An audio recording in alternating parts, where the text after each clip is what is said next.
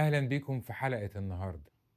حلقة النهاردة مهمة جدا لأن هي بتجمع كل اللي فات، وأحب أقول لكم شكرا، كفاية كده.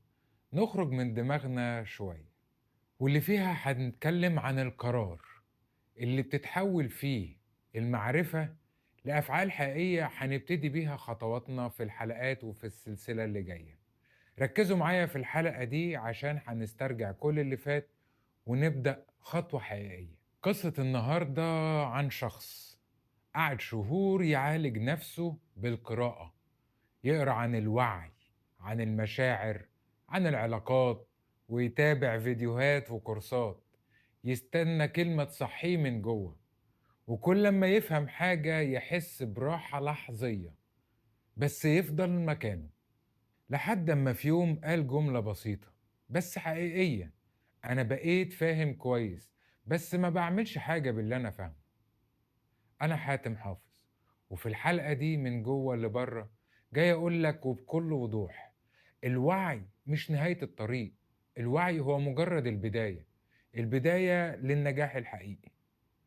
في الحلقات اللي فاتت مشينا طريق طويل مع بعض، دخلنا جوه أصواتنا وفتحنا ملفات قديمة، سمينا حاجات ما كناش قادرين نواجهها، اعترفنا. والأول مرة ناس كتير شافت نفسها في كلام طالع من حد تاني.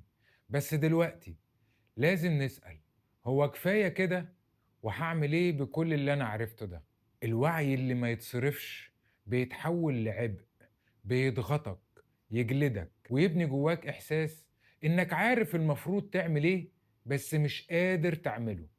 وده مؤلم جدا أكتر من الجهل. في علم النفس في مصطلح اسمه awareness action gap، يعني الفجوة بين الفهم والتطبيق.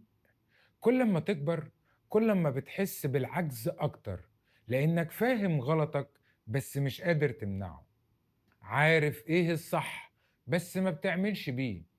اللي ينقذك في المرحلة دي مش قراءة أكتر ولا تحليل أكتر، اللي ينقذك هو حركة صغيرة تبدأ بيها وتمشي بيها لقدام. أغلبنا وفي الوقت الحالي مش محتاجين كلام جديد، إحنا محتاجين نعيش الكلام اللي إحنا فهمناه صح.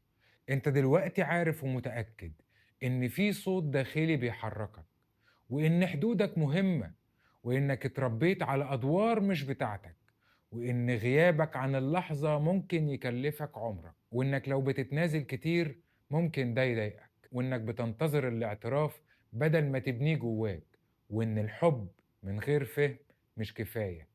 السؤال مش دلوقتي فاهم ولا لأ، السؤال هتعمل إيه باللي عرفته. في ناس بتفضل في المرحلة دي، مرحلة الفهم، عشان عارفة إن التطبيق مسؤولية، يعني تعب ومواجهة وغلط، وممكن تقف لتحدي، لكن المعنى الحقيقي إنك تتولد من جديد. دي الحلقة الأخيرة في المرحلة الأولى من رحلتنا، المرحلة اللي كانت أشبه بإعادة اكتشاف.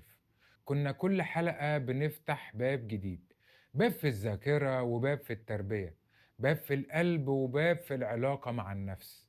لكن دلوقتي احنا ماشيين لباب جديد، باب اللي بيودي على الحقيقة الكبيرة. ازاي هتتحرك بعد اللي عرفته؟ من هنا السلسلة هتتغير، مش في روحها لكن في وجهتها.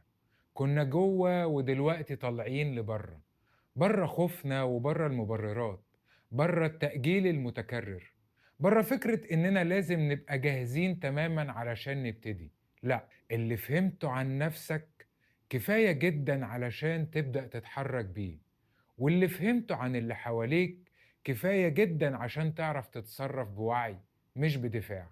أبقى بضحك عليك لو قلتلك من الحلقة اللي جاية كل حاجة هتتغير، بس هاقول لك تعالَ نتحرك بخطوة واحدة بس تكون خطوة حقيقية، خطوة تقول أنا مش بس فهمت، أنا بقيت مسؤول عن الخطوة دي.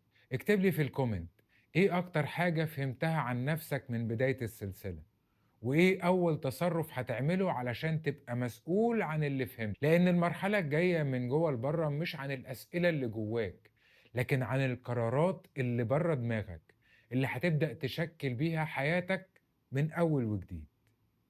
سلام.